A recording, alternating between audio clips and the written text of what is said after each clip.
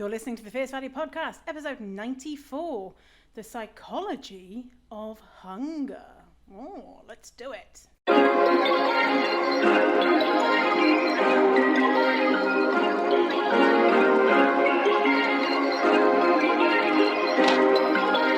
Perfect.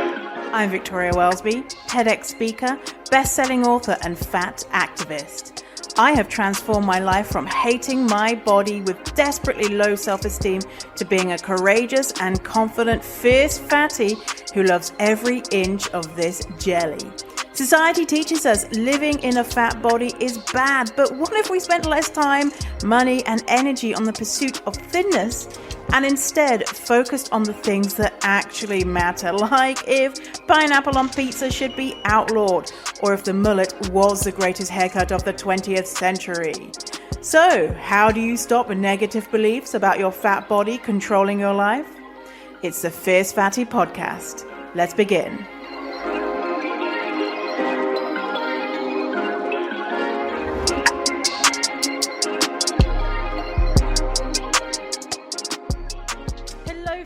Welcome to this episode. How are you? How's life? I hope you're doing well. You should see the setup that I've got. Oh, gee. Because the last few weeks, things have gone tits up with my equipment. Don't know why. Actually, you know what? I do know why. And the reason why is because on both my laptop and my iPhone, I was low on storage, and so when the storage capacity had hit, it would just stop recording. And both at the same time. And I'm like really good at deleting stuff all the time. And so it was like, I don't know if you've seen this before, but like my desktop is clear. I'm always emptying my trash. I don't keep photos on my phone. And it's like they're kept in like a secret location. I had to do so much Googling to try and find out why is it saying storage full? And I think I've solved it. So fingers crossed, even though, listen, I've got 3 fucking recording devices, 2 mics. So, fingers crossed, okay? You're going to get the podcast episode anyway, so who cares? Who cares? So, I'm going to make it happen. I just finished reading a book. So fucking interesting. And I did a poll on my stories. The book is called Regretting Motherhood, a study by Orna Donath. And it is so fucking interesting. Okay, so I put a story up on my Instagram, and I said, those who are parents, do you regret parenthood? Not the existence of your child or children, but the act of having to be a parent. And it was 60-40 in the regret. And so many people had so many things. So many people were messaging me saying, I hate being a mother. I regret it so much. And others saying, if only I didn't realize how hard it was. I wish I was prepared for how hard being a parent was. And other people were saying, I just really lack support. I don't have any family. I'm a single parent, and so it's really, really hard. So that was really interesting. And then I did a poll of, if you are child-free by choice, do you regret being child-free? And I think from my memory, about 10% of people said that they regret being child-free by choice. But then someone else pointed out that you could be a younger person who is child-free by choice, and then wouldn't have that regret feeling potentially until maybe you're older. So that was a good point. But I found that really interesting, and it went like exploded. My stories exploded. I got hundreds of messages, and I thought it was a really good topic. I'm so interested in it. I'm so interested in seeing what people think about like parenting and the expectations of parents, and the shame that people feel about regretting parenthood, and the vitriol that people come after. If someone says, I regret parenthood, a lot of people on the internet are like, you are a bad person, you were a piece of shit, blah, blah, blah.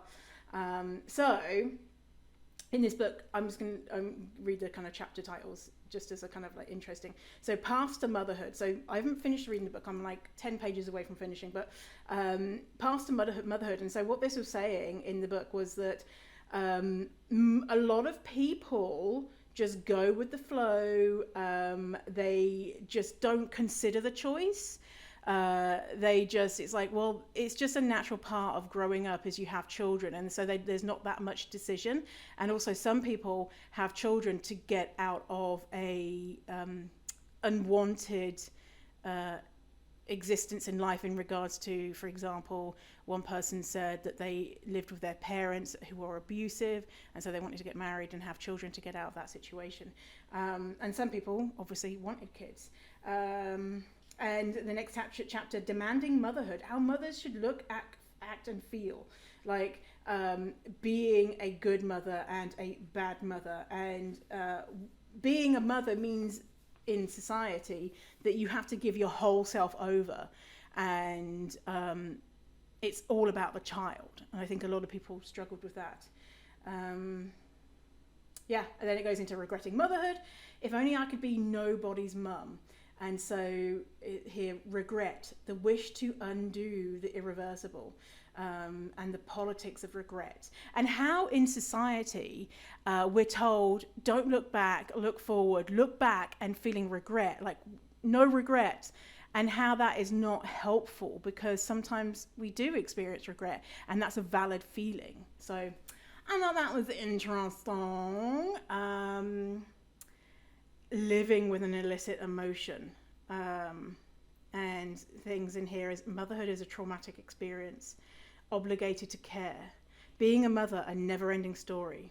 Where are the fathers? Fantasies are vanishing. And so some of these mothers in this book left, and the children are with the father. Full stop, that's the end of the sentence. Father. Raising my intonation, and then finally, what about the children? And so, should you tell the children? Shouldn't you tell the children? Some mothers are like, absolutely never. I would never tell my children that I regret them. And some are like, it's my duty to let them know that parenting isn't it what it's all cracked up to be, because my mother lied to me and said, oh, it's the best experience of my life, and therefore you should do it. And then so some of these mothers are saying, yes, we should tell our children, and some have told their children. So protecting the children by silencing regret, or protecting the children by letting them know. And then finally, mothers as subject. So this is where I'm at. Mothers as subject. So is it satisfaction in motherhood only a matter of conditions? And so in this final bit, it's talking about how a lot of people in my survey, in my story, they were like, well, people probably feel regret because they have tough situations, or they don't have enough money, or they don't have enough support. And in the book it's saying, well, actually, yes, that is a bit of a factor, but a lot of these mothers in this book who regret, they just regret the idea of being beholden to someone, or that motherhood is just not them, and it's just not a part of who they are. So anyway, that was really interesting, thought-provoking stuff. Well, I'd share it with you because so many people kind of were so interested, like people who had parents, and people who were parents, and people who were thinking about becoming parents, and people who knew they didn't want to become parents, and some people who were kind of like on the fence. They appreciated getting maybe at the other side, because I've kind of felt like a lot of the times with parenthood, you can see a lot of the highlight reel with anything really. You see the highlight reel and you don't see the shittiness, or sometimes as well in society when we have these expectations of what we should be doing with our life, like we have to get married and have kids and strive to have a high-paid job and have a car and examining these things and think, do I actually want to do it? And sometimes I'm like, yeah, fuck yeah, I want to do it. I love kids and I want to have my own kids. Or actually, you know what? It's not really for me, and that's okay too. So whatever the thing is, both are okay. So, and I'm kind of in that I'm pretty sure I don't want kids, but I don't want to say like 100% no, I don't want kids. I'm not at that point. Even as a kid, I remember being, I don't know, between the age of 10 and 15, saying, I will not have kids before the age of 30, because I had this perception that I couldn't live if I had kids. Like, well, there's no obviously I had that perception because my childhood was difficult. So yeah, and so it was kind of that was what I went into, kind of like, oh God, no, I wouldn't want to have kids until I'm at least 30. And then when I got to 30, I was like, oh, 30? That's a bit young, isn't it? And now I'm 37. I'm like, oh, it's almost like I wish I could put like I wish that I could indefinitely have children. And I can, in regards to I could adopt, and obviously that's a very privileged thing to say. Adopting is probably, I don't know, but it's probably really expensive, and it's probably a lot harder for people who have marginalized identities, especially people who are people of color, and I would guess, other marginalized identities, I bet it's a lot harder too, and I bet it's expensive. And so, anyway, lots of things about that stuff. Okay, so, oh, by the way, in last episode I said I was going to try the Vinny thing. Well, no coffee places have asked my name. I've had coffee maybe 5 times since the last episode, and they're all just like, oh, you want a nice coffee? Here it is.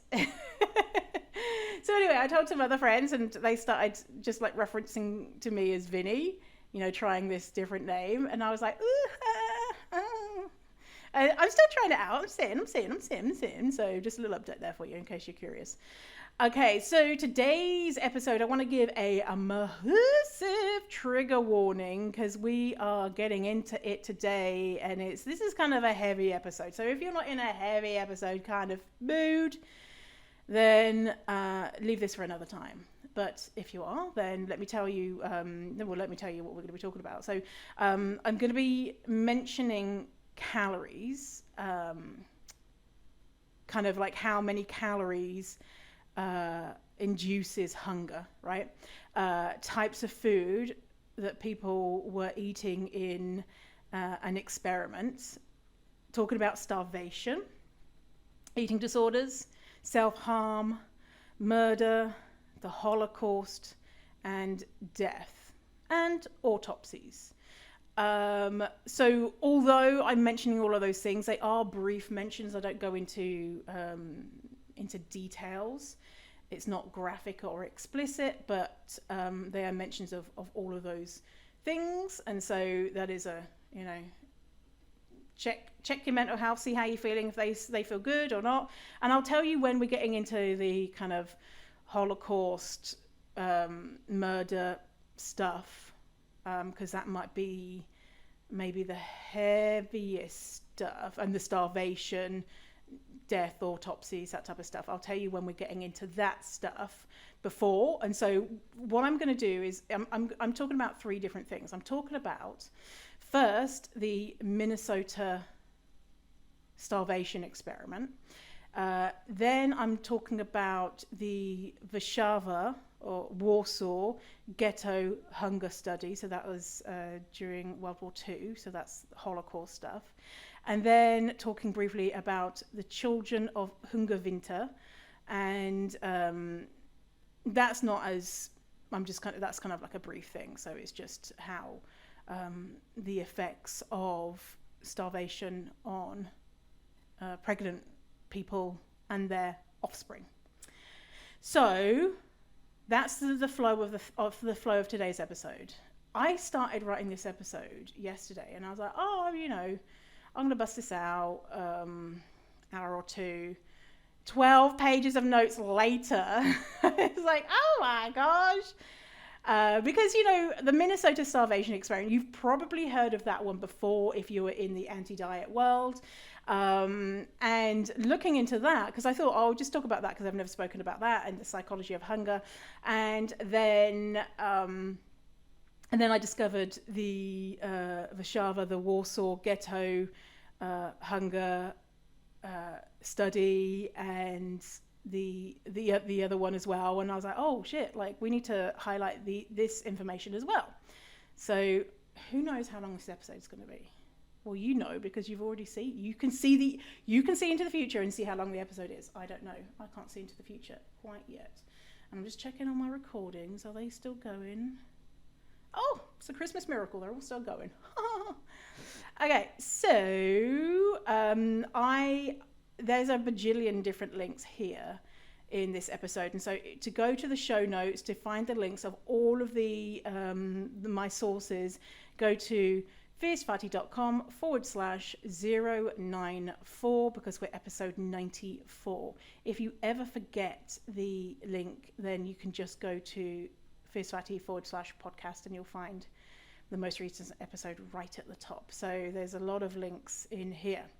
Okay, let's start with the Minnesota Starvation Experiment. I'm going to go into a lot more detail maybe than you've heard before. Maybe you don't even know what the Minnesota Starvation Experiment is.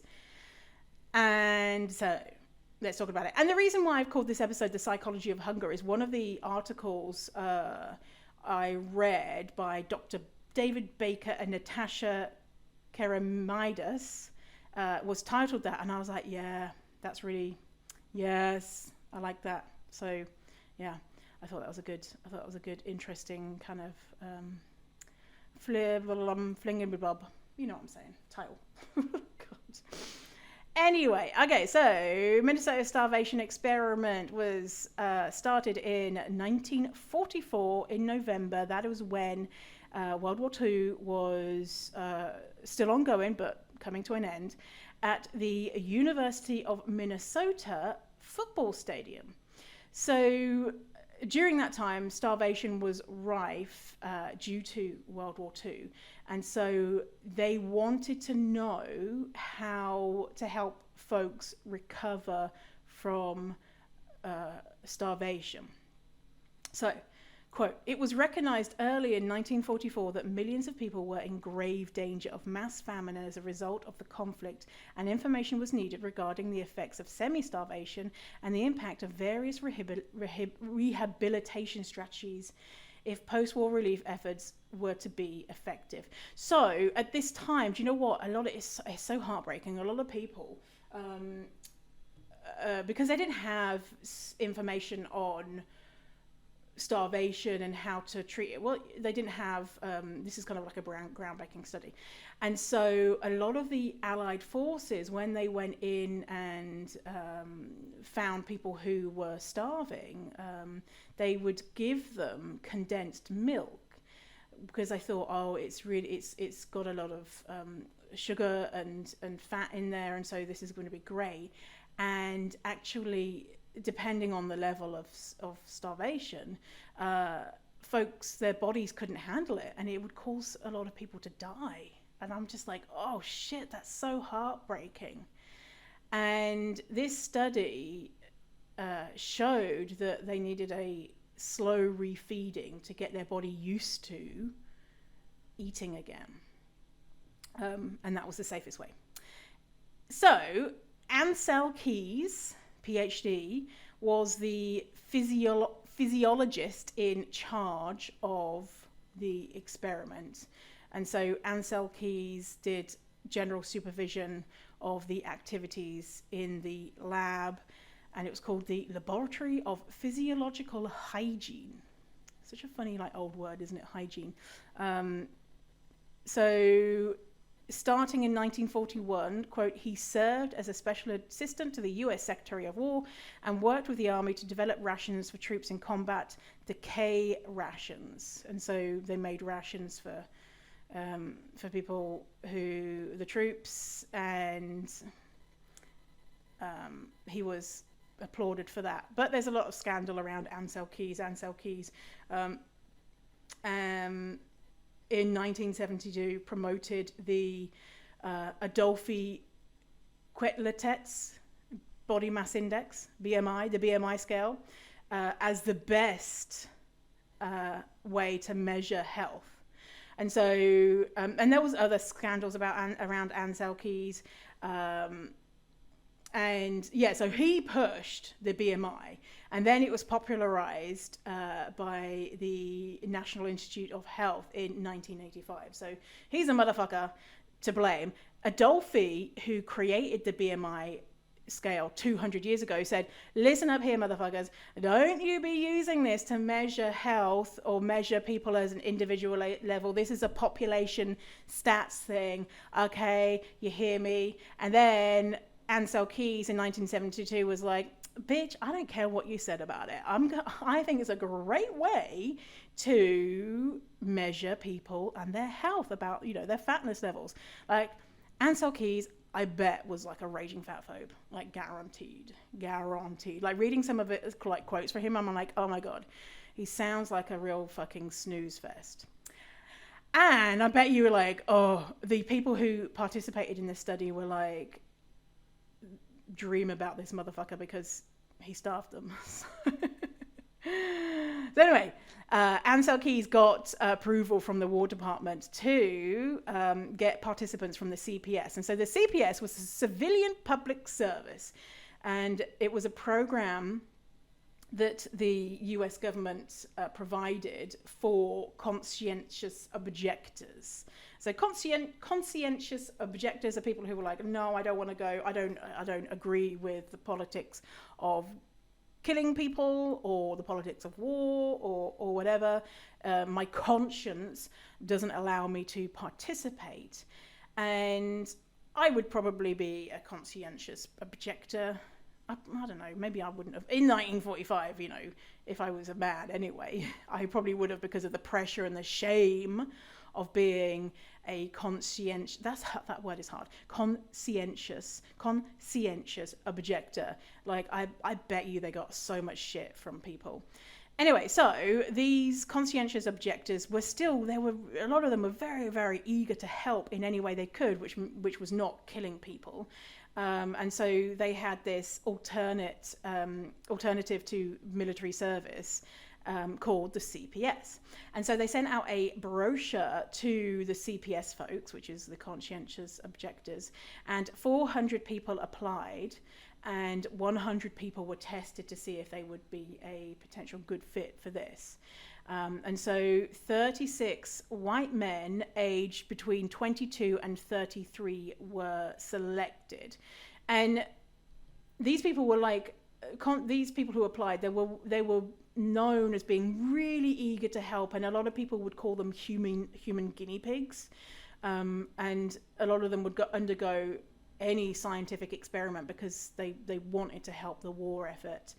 And so the people who were picked, the 36 white men who were picked, were assessed to make sure that they were physically and psychologically well.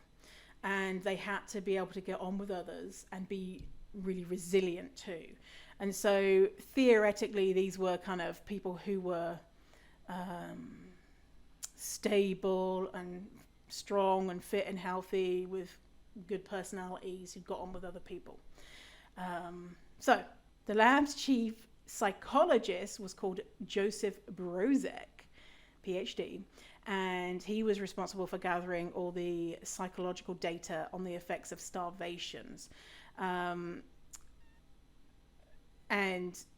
Ansel Keys kind of ran the show, and then there was lots of other people who, you know, kind of ran the kitchen and supervised what people were allowed to eat, and all sorts of, you know, different tests. This study was known to have so many different tests and really good data because they were very clear on the information that was being obtained. Okay, so for the study called for the men to lose 25% of their normal body weight, and the people who were selected kind of like had a variety of body weights. Not all of them were quote unquote like average normal weight, big quote unquotes under there. So the first stage of this 12-month experiment was the control period. And so the control period lasted 3 months, and the men ate I'm going to mention calories here, so skip ahead 10 seconds if you don't want to hear calories. So the men ate 3,200 calories a day. The idea was to get them as close to their, quote, ideal weight as possible. So the 3,200 calories wasn't like seen as a lot of calories. It was kind of like, let's see if we can get them as close to their ideal weight. And so if people were fatter or thinner, they're like, okay, well, according to the BMI, they should be X amount. So let's get them to that. And so even then they recognized, and it was all on the metabolism. Even then they recognized that people were just naturally bigger because of their metabolism, which is bananas. That was in 1944. Like, you know, they're showing this stuff then. Like, what? So they recognized that, you know, these men had different metabolisms, and so they adjusted the amount of calories for each one. And so, again, mention of calories, skip forward 5 seconds. Overall, the 3,200 calories made the men slightly below their, quote, ideal weight. And during this period, they were monitored to see how they were doing. And so just that, you know, like they were already beginning to suffer from in the control stage. Okay, so that was 3 months control stage. Monitored them. And they were doing, so they were free to go about their daily lives, but they had things that they had to do. And so they had to do 15 hours of work per week in the lab. It's not known if I don't know if that was strenuous activity or not. Presumably in the lab, it's probably data entry and shit like that. And they had to walk 22 miles per week, and so that was 35 kilometers. And they had to do educational activities for 25 hours a week. And so that's what they were doing outside of having their food monitored. So then they did 6 months of the semi-starvation or starvation. And that was, I'm going to say calories, skip forward 5 seconds, and that was 1,570 calories a day. So almost 1,600 calories a day were given, divided between breakfast and lunch. And the foods they were given during this time were common foods, because they wanted to give them food that people in Europe were eating. So, and had access to. And so the foods they were eating were potatoes, rutabagas, which is a root vegetable, turnips, bread, and a macaroni, cabbage with token amounts, in quotes, I don't know what token amounts, a little bit of meat and dairy products. So that was the same amount of calories that diets that are not extreme diets are recommending. Okay, just keep that in mind. So there was this photo that I saw of the men. You can go and look up photos online. And I saw there was this photo of this really thin man licking his plate at the dinner table, which was apparently common alongside other behaviors. And so, quote, they diluted potatoes with water, held bites in their mouth for a long time without swallowing, or labored over combining the food on their plate, making weird and seemingly distasteful concoctions. So they were basically playing with their food, becoming fixated on their food, drawing out the experience of being able to eat. Continuing, quote, standing in line at the diet kitchen before being served was a source of explosive conduct. At the table, they often turned on one another, annoyed by each other's voices and the increasingly strange eating habits that many men developed.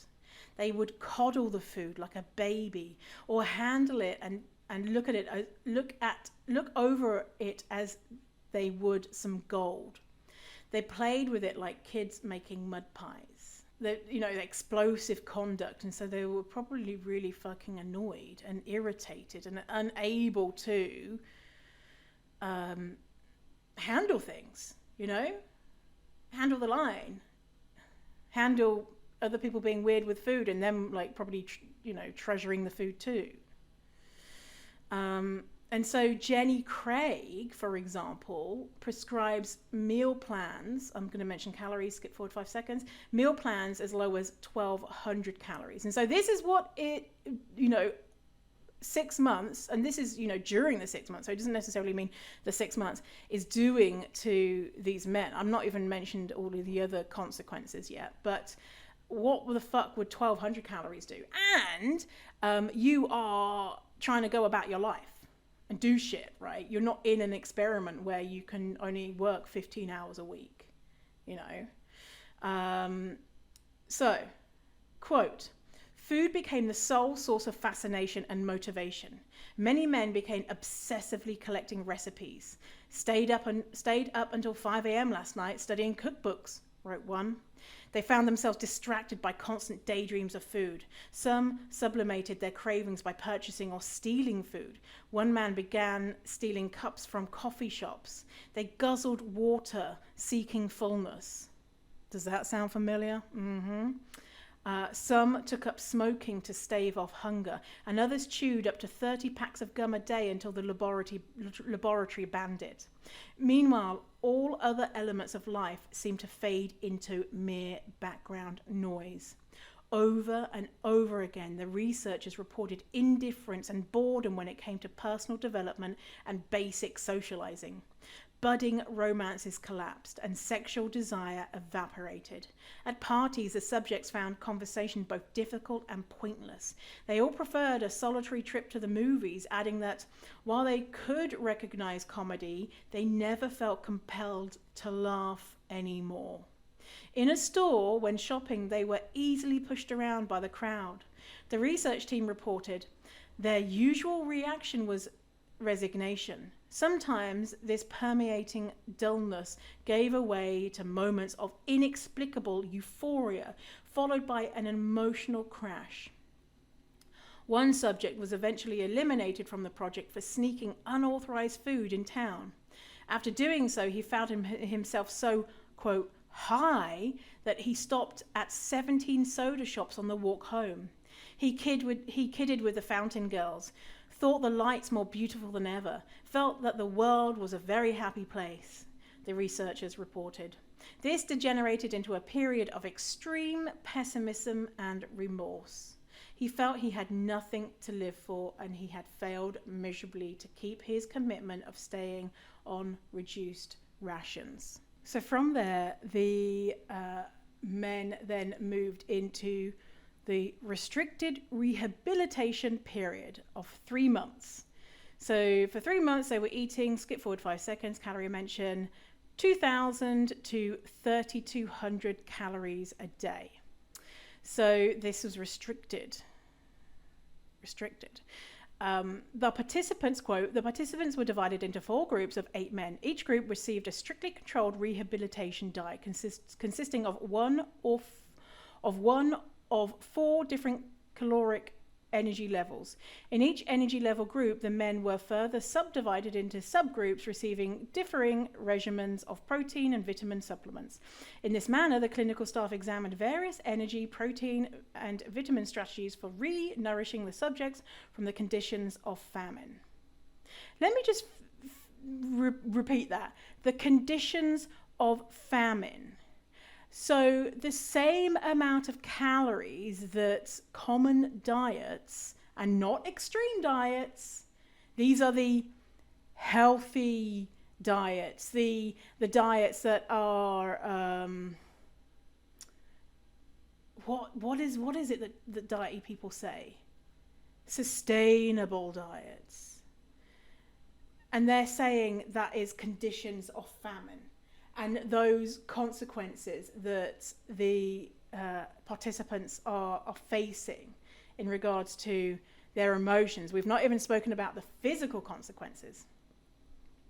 So in this stage, they were really surprised to find that even though they were now allowed food, more food, their mental health continued to decline. And so they were allowed food, more food, and their mental health continued to decline.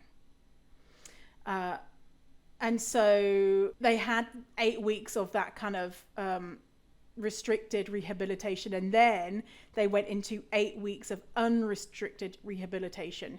And so there were no limits on how many calories or what food, but everything was monitored and noted. And so whatever they ate, it was noted down.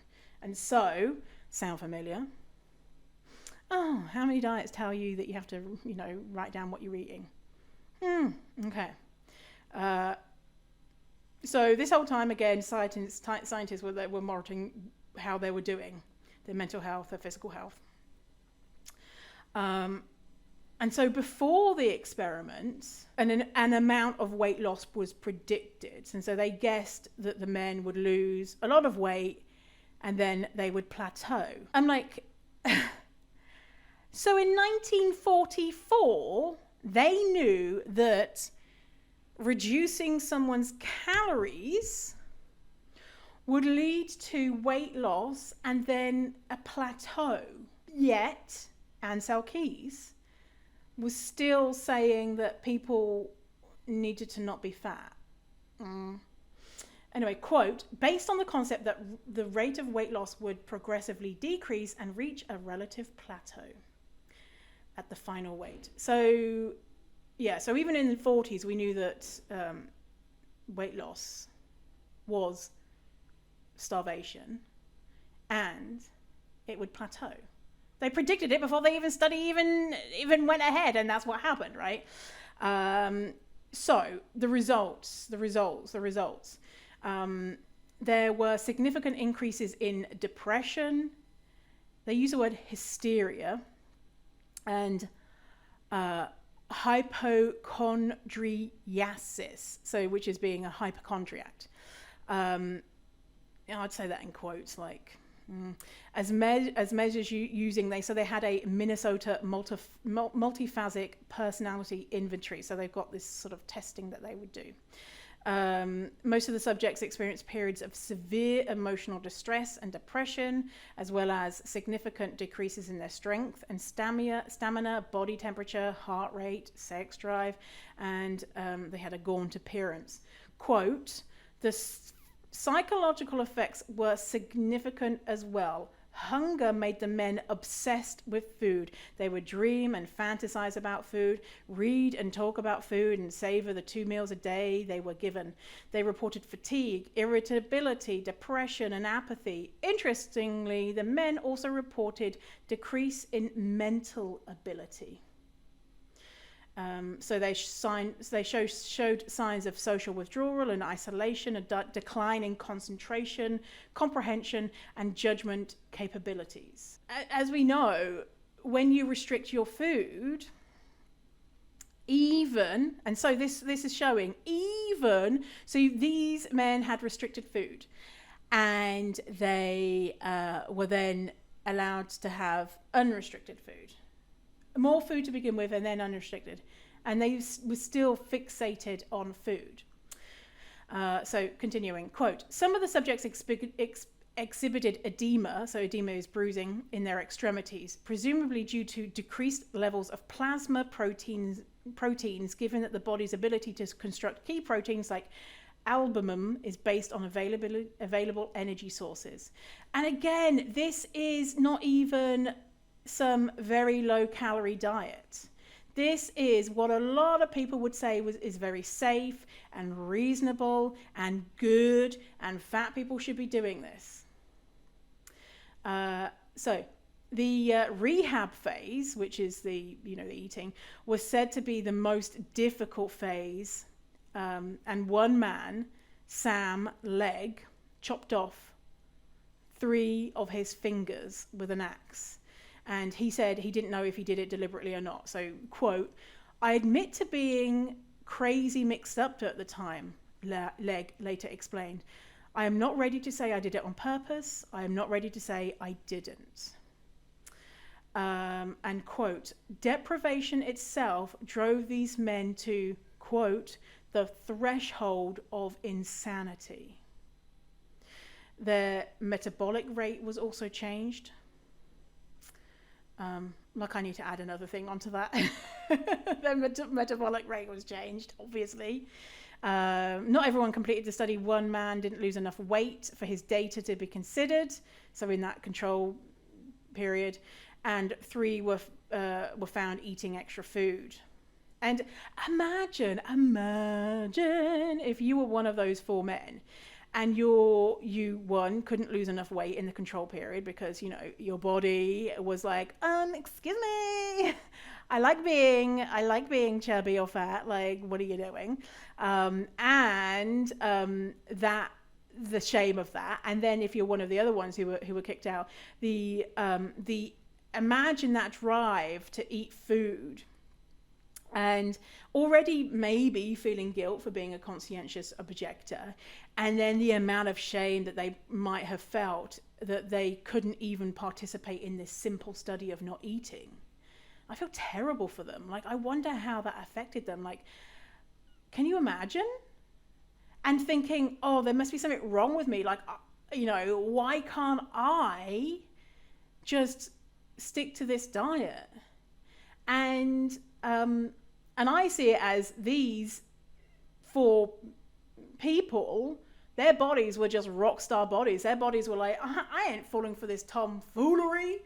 No, you're going to eat. So I see their bodies as doing exactly what they were meant to do, right? And so they were amazing, incredible bodies. And those men should not have felt any shame or sadness or guilt or anything, any of that stuff, because no. And even after the study ended, there were reports of men still being incredibly fixated on food, obviously. And one man even had to go to hospital for 7 days after having his stomach pumped because he just couldn't get enough food.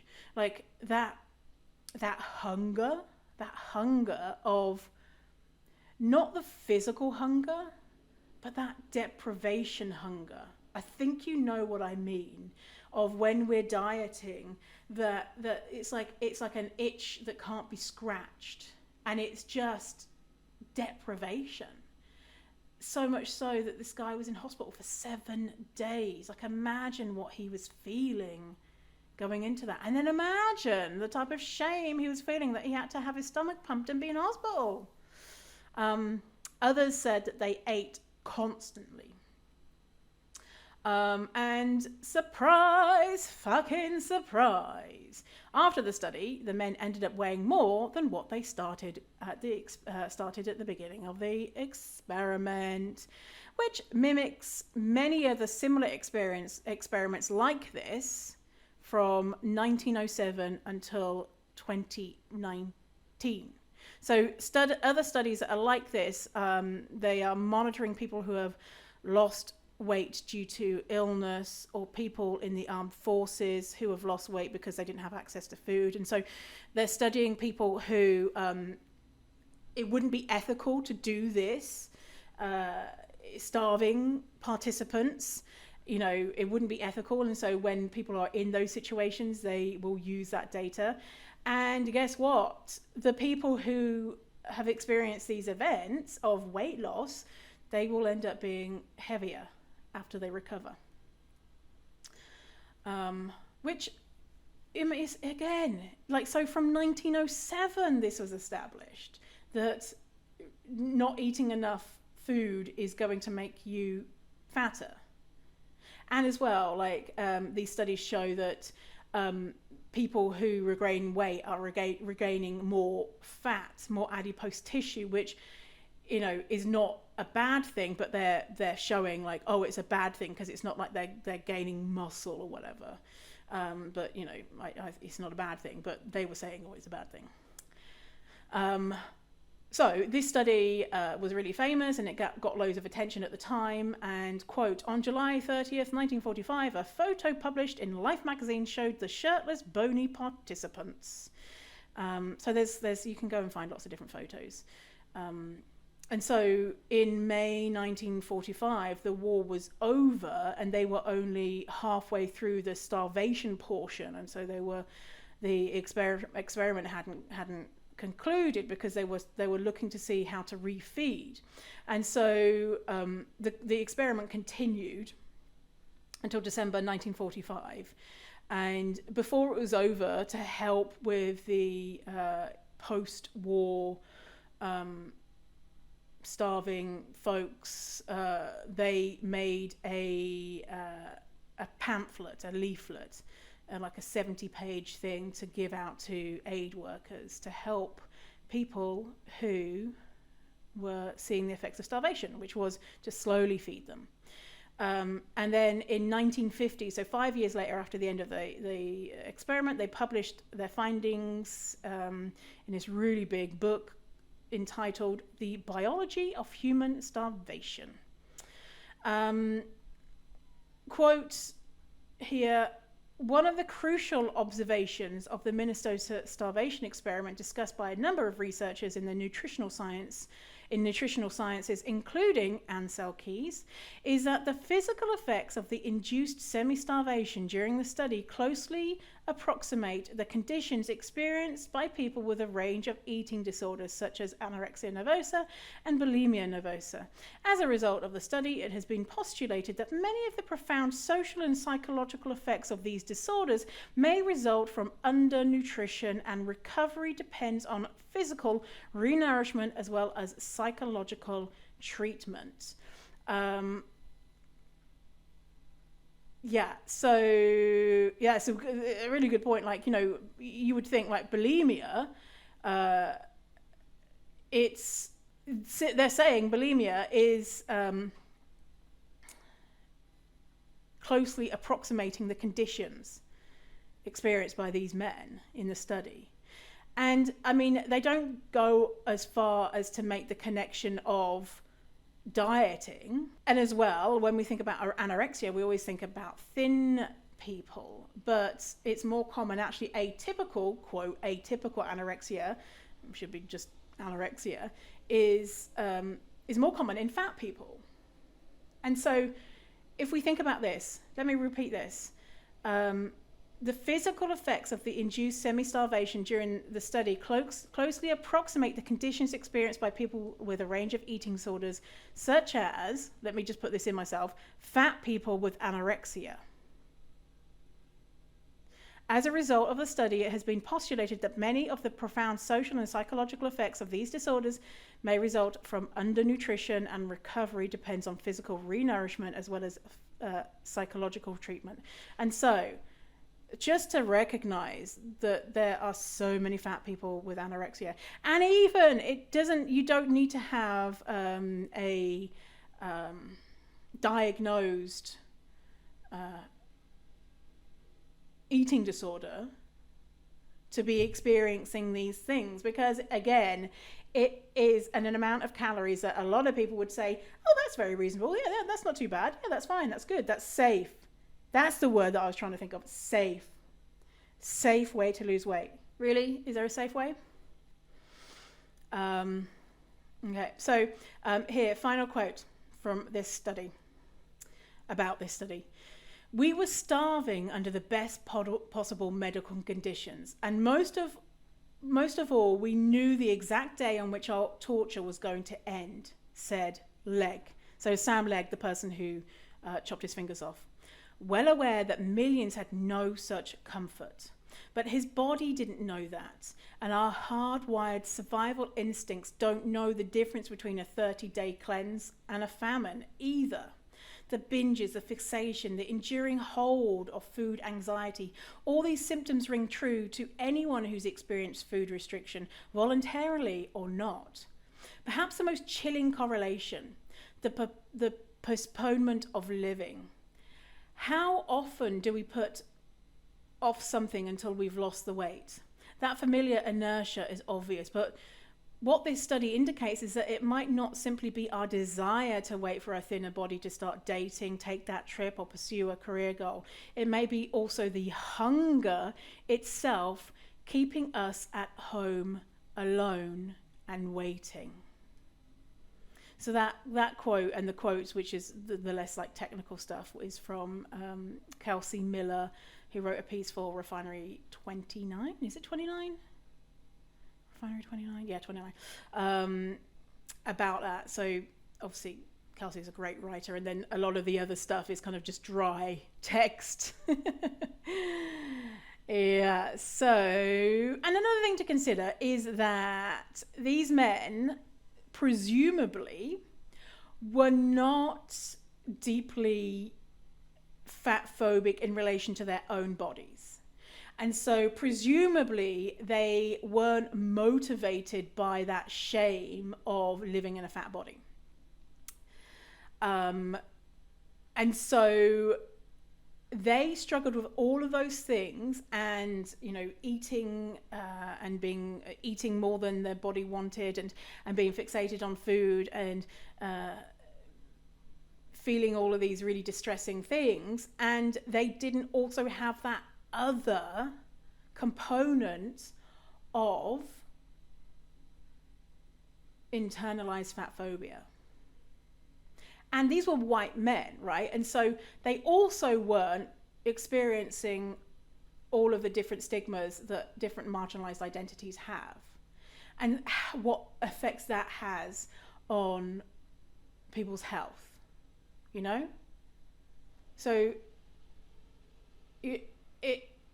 and they were working 15 hours a week. Most people who are dieting are trying to just get on with their life, and people will have jobs, full-time jobs or part-time jobs, or going to school, or imagine if they were having to do like university exams, or imagine if they were having to make projects for their work, or imagine if they were trying to start a relationship, or anything. They even said in there that budding romances all died off because the only thing that mattered was food and being fixated on it. And that doesn't go away when you stop dieting. And it doesn't go away in a certain amount of time, because we're still in our minds putting restrictions on ourselves. Even if we are so far away from the last diet that we ever did, years and years and years away, we still have these restrictions that we're putting on ourselves mentally. Well, like, we might not be physically restricting, but we're mentally restricting, and saying like, oh, I'm such a bad person because I ate that thing, and I really should exercise that thing off, and I really all of these narratives that we have going on in our mind. So it's like we're in that experiment for potentially years and years and years. That is, nearly. That is a lot, right? Isn't it? It's a lot. And this is just 6 months of them in that semi-starvation phase. And the whole experiment being 12 months. And so 6 months, how long have you dieted in your life? Probably more than 6 months, right? I know I have. And so imagine if you've dieted for 12 months. That's double the effect, theoretically. Or 2 years, that's quadruple the effect that these men were experiencing. So now I'm going to be talking about the Warszawa. That's the Polish way of saying Warsaw, which is the English way of saying it. The Warsaw Ghetto Hunger Study. And so this is talking about people within the Warsaw Ghetto, which is, I'm going to be talking about these people who were Holocaust victims. So if you don't want to hear that, then I'd say skip to the last 10 minutes of the show, because this is really heavy stuff. And I wanted to include this stuff because, I'm not correlating dieting with being in the Holocaust at all. I wanted to include this stuff because of the incredible work that the doctors and scientists did under unimaginable conditions to get this information out, and it's not as widely distributed. And so this was going on in this kind of the same time as the Minnesota Starvation Experiment, and has way more data, way more participants. And because, because of ethics, this is not something that can be recreated. And bravely, the scientists saw this opportunity to get this information out when they knew that they probably would never see this published themselves. And so a lot of people know about the Minnesota Starvation Experiment that was run by, white dudes who perpetuated fat phobia. But let's look at the Warsaw Ghetto Hunger Study, which is an incredible, remarkable study that was done. And still, we don't have enough information about this because the study was smuggled out of the ghetto, and it's not widely distributed in English. And to get a copy of the study, I was reading up that to get a copy of, a manuscript, or is that the right word, manuscript, is like $1,000. And so hopefully people are working to try and get this information out there even more to recognize the work that these people did. So in case you don't know, the Warsaw Ghetto was a walled, sealed district in Warsaw, in Poland. And 500,000 people were there in that tiny little area that was just about 1 square mile wide. Hey, Victoria from the future here. I'm just listening to some bits of the podcast here. And before we go into this section about the Warsaw Ghetto, just a mention on language here. I noticed that a couple of times when I'm quoting articles, there is the word Jew, and I'm not sure if I say it that independently. And I was just doing some research on whether the preferable language is Jewish people, Jewish peoples, Jewish, or Jew. And there seems to be conflicting, from my quick research, there seems to be conflicting ideas from Jewish people about what they prefer. I think that Jewish people is the probably closest to what most Jewish people would prefer. And so I just want to recognize that and apologize for using that word, even though I was reading from articles. I should have spotted that as something that might be seen as dehumanizing or offensive. So just an FYI, that is coming up. So yeah, just wanted to make a note. So this happened in February 1942, and 28 Jewish doctors, headed by Israel Milakowski, decided to use the famine to conduct this extensive study of the physiological and pathology of hunger. So, quote, Milakowski thought in practical terms. He wanted to understand how hunger disease could be cured. It was another physician, Dr. Julian Fleiderbaum, who saw the potential of such a study, who created the whole research platform. He wrote that this was a singular opportunity to study hunger, and that he wanted to do so with the best tools at his disposal, so that the results would have incontrovertible scientific validity. So they had 150 participants. So, imagine with the Minnesota Starvation Experiment had 36.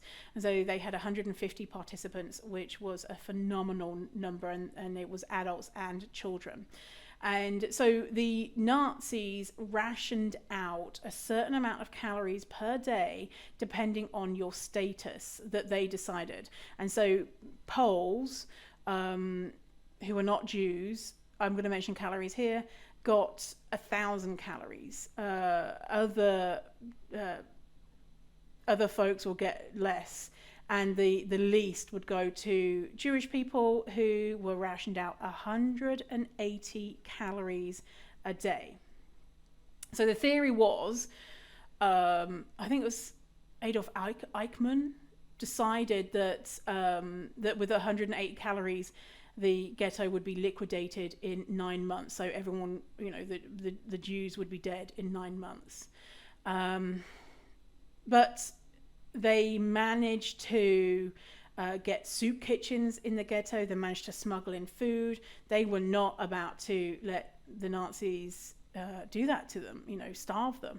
And so they came up with so many ingenious ways and took massive risks to get food into the ghetto and to feed others. There was a soup kitchen, a number of soup kitchens that would make up to 100,000 meals of soup every single day.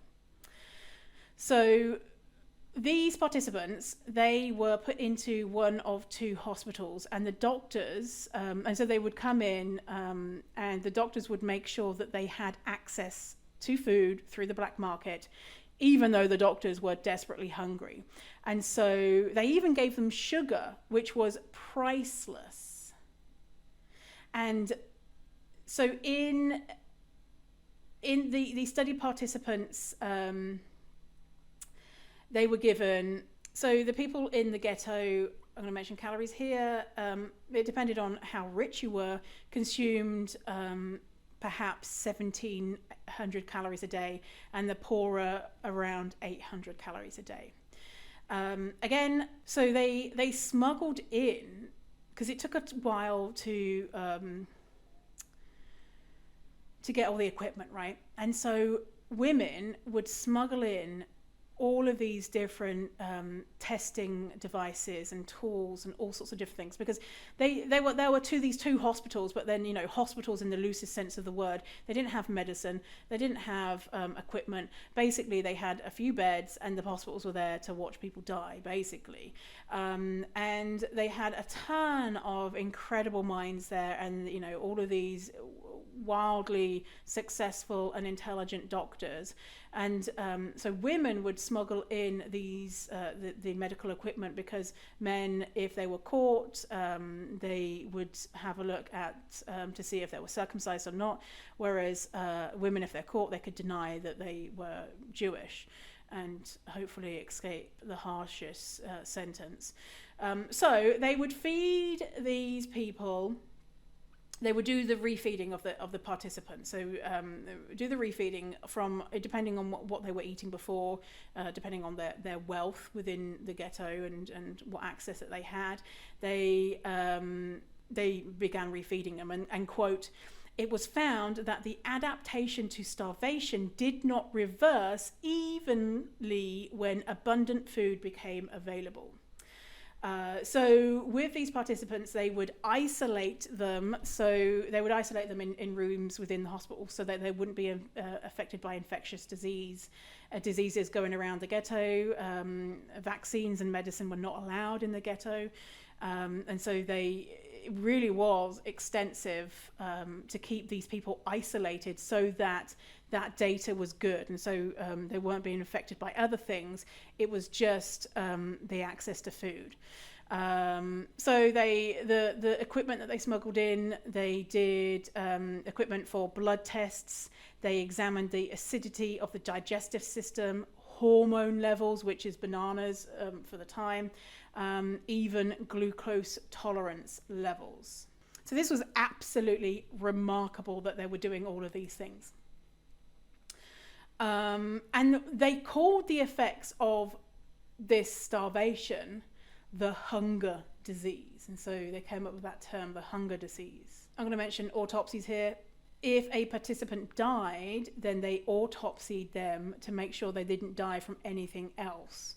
And if they did, then the data from that that person was removed from the study. They actually did thousands of autopsies of doctors there to study and learn from what was going on and try and give that information to others, which is just so remarkable that was happening. So what they found from this study was, quote, "The first stage is a decline in the reserves of fat. The second stage is an accelerated aging of all the body tissues. The final stage, which is relevant for our time, is called cachexia, a sometimes irreversible decline in the mass of body fat and muscle. In children, it also affects the bones." Quote, "The results of these studies show that the body made a series of complex circulatory and metabolic changes during starvation.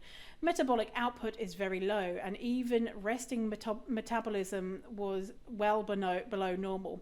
Most of the clinical changes, the slow heartbeat, the low temperature, the lack of movement, and the shallow and slow breathing, were to conserve energy." Continuing, quote, "At first, there is what's known as hunger madness. People become violent. People are ready to do anything in order to eat and get food. Cannibalism can occur, killing, theft. The Minnesota study dwelt on this stage because they wanted to understand the behavior of POWs, prisoners of war.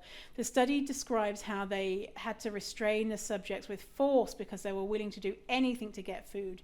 They wanted to eat everything, including non-foods. After the madness comes a stage of apathy. You're hungry, but you don't want to eat. Food is no longer of interest. The subjects in the ghetto were already in that phase. They were apathetic." So the study ended in August 1942 with the Großaktion Warszawa, which is the Great Action, which was the Nazi code name for the deportation and mass murder of Jews from the Warsaw Ghetto during the summer of 1942, beginning in July. And so Nazis used the euphemistic jargon resettlement to the east, and they were sent to Treblinka, which was a death camp. Of those who led the study, only one survived. Maybe a couple, actually. Two survived. And so the manuscript, when they started doing the Großaktion, the deportation, it happened over the summer, right? And so the doctors knew what was happening. They knew what was coming, and so they knew that they needed to get this information out there and make this study and make this report and bring all the findings together to send off for others to learn from. And so, quote, "On July 22, 1942, just when the studies were going full swing, mass deportations from the ghetto began. The work was suddenly interrupted but not abandoned. The charts and tables, the painfully gathered data, the rough drafts, all that was available were hurriedly gathered together and carefully hidden, lest they be lost. Whatever had been saved of the accumulated data were systematized and edited. This final stage was carried out in one of the buildings in the Jewish cemetery. Those physicians still remaining in the ghetto held meetings at the risk of their own lives to decide what should be included in the manuscript. They had no hope that they themselves would survive to see its publication, but they went on with their labors nevertheless, confident that future generations would find in the research on hunger an inspiration for scientific investigation."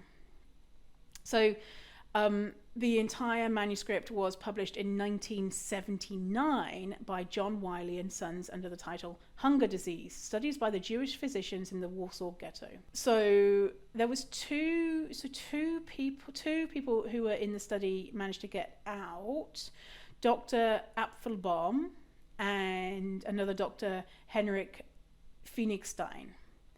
So Dr. Phoenigstein was captured, so quote, was captured by the Nazis in 1943 as the ghetto was burned. He was transferred to multiple camps, including Auschwitz, before going to Dachau, where he was liberated by the US Army on April 30th, 1945. Following liberation, he worked at the UNRRA hospital in Munich. In 1948, he joined the obstetrics and gynecology department at the Munich University Polyclinic before emigrating to Canada. There he had 2 successful medical careers, one as an obstetrician and the second as a psychiatrist specializing in the problems that confront many of the Holocaust survivors and their families. The other, Dr. Apfelbaum, died in 1946. He had a heart attack in the street and died in 1946, unfortunately.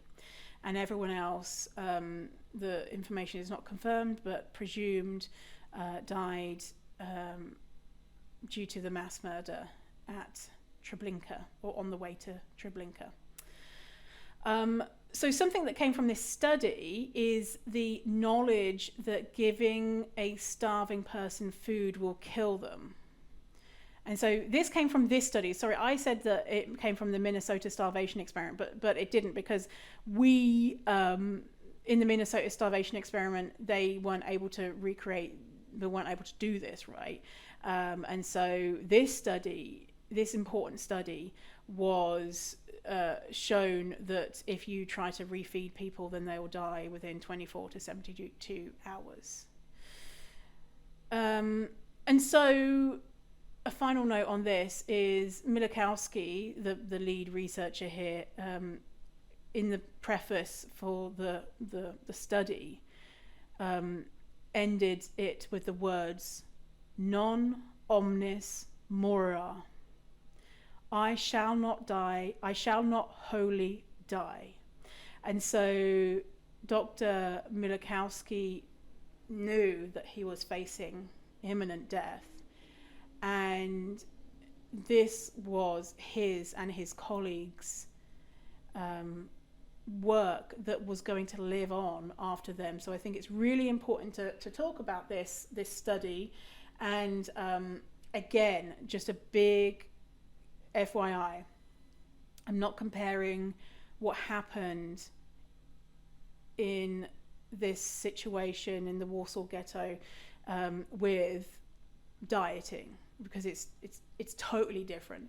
But I think it's important to know that there is another study that is similar to the Minnesota Starvation Experiment, done under extreme circumstances, to risk their lives to do this work so that people can learn about hunger. I think is really, really important. And I don't think that I don't think the focus should all be on the Minnesota Starvation Experiment, because there's other stuff out there, right? So, okay, so finally, let's talk about the Children of the HungerWinter.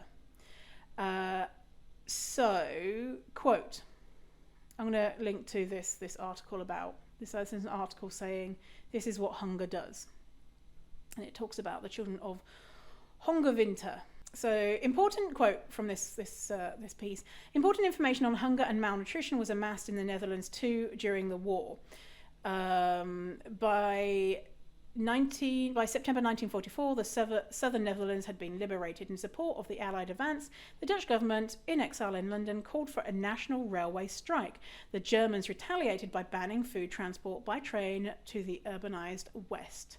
Supplies in cities quickly ran out. To make matters worse, the cold weather arrived earlier that year, and it was unusually harsh.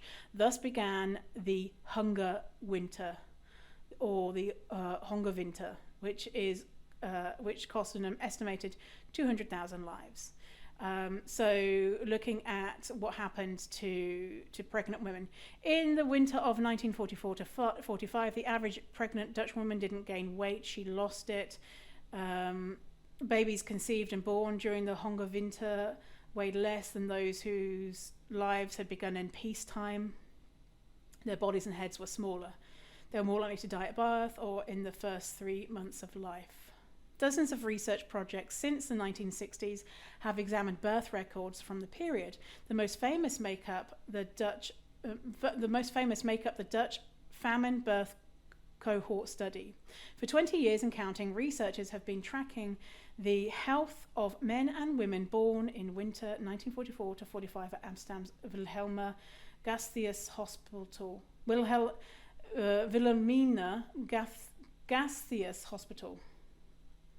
The findings are staggering. They show that malnutrition in a mother has lasting negative effects on her child's health. The foundation for many illnesses, cardiovascular disease, diabetes, cancer, are all laid in the womb.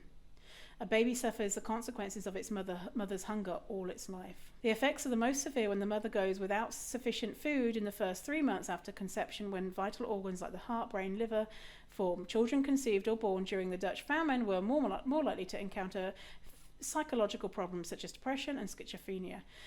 Since their bodies had learned in the womb to process nutrients as efficiently as possible, they were prone to becoming fat later, but they use the O word.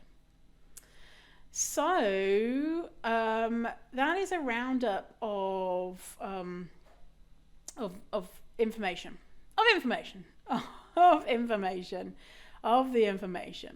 So all of this to say that not eating enough food is a serious thing with a lot of consequences, and these effects start at what some would say is a reasonable amount of calorie intake.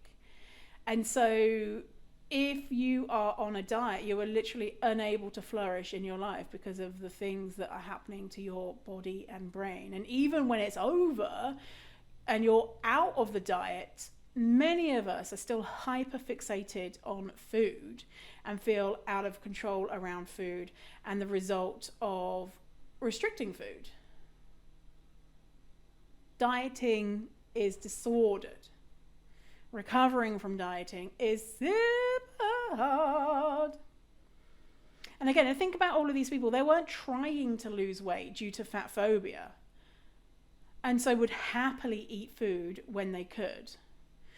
The difference is that a lot of us are given the ability to eat food, but we don't give ourselves the freedom, and so we may as well be stuck in the starvation phase that's mentioned in the Minnesota Starvation Experiment. So trigger warning, mention of calories.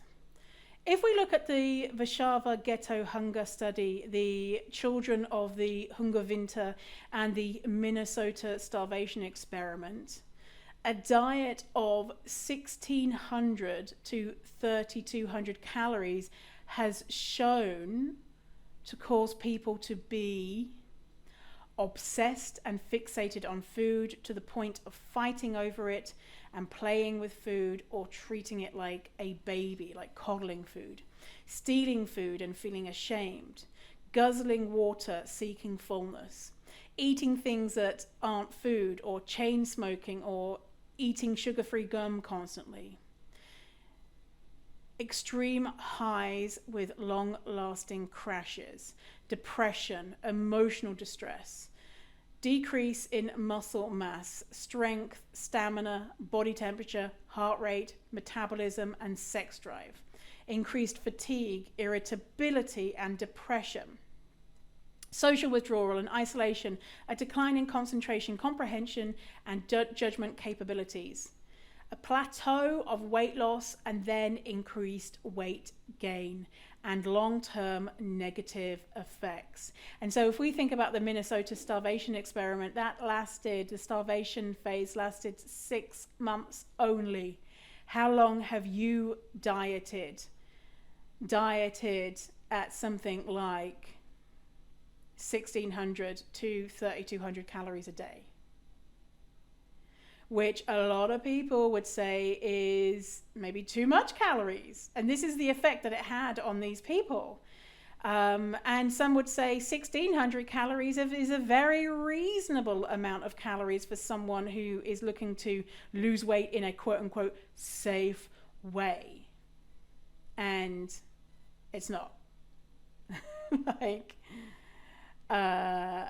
It's not. And even in 1944, they knew that reducing calories would lead to temporary weight loss, and then plateau weight loss, and then increased weight gain. So why are we still thinking that we can come up with something else? And even when we are done with our diets, we are still so affected by that restriction that we put ourselves through.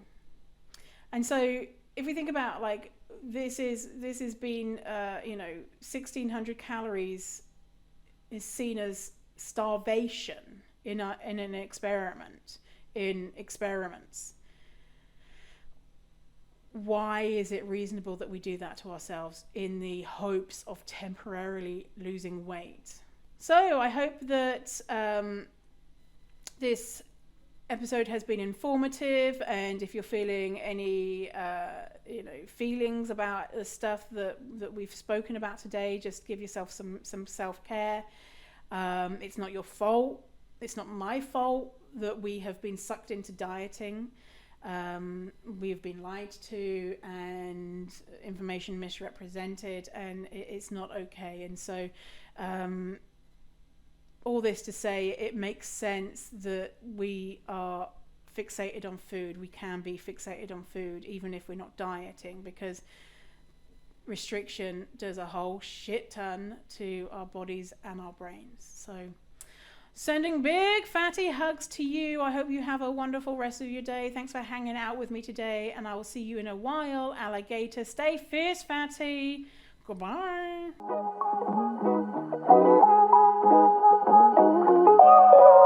Thanks for listening to the episode. And if you feel ready to get serious about this work and want to know when the doors open to Fierce Fatty Academy, which is my signature program where I teach all about how to overcome your fat phobic beliefs and learn to love your fat body, then go to fiercefatty.com/waitlist. Again, that is fiercefatty.com/waitlist to get your name on the waitlist for when Fierce Fatty Academy, my signature program, opens.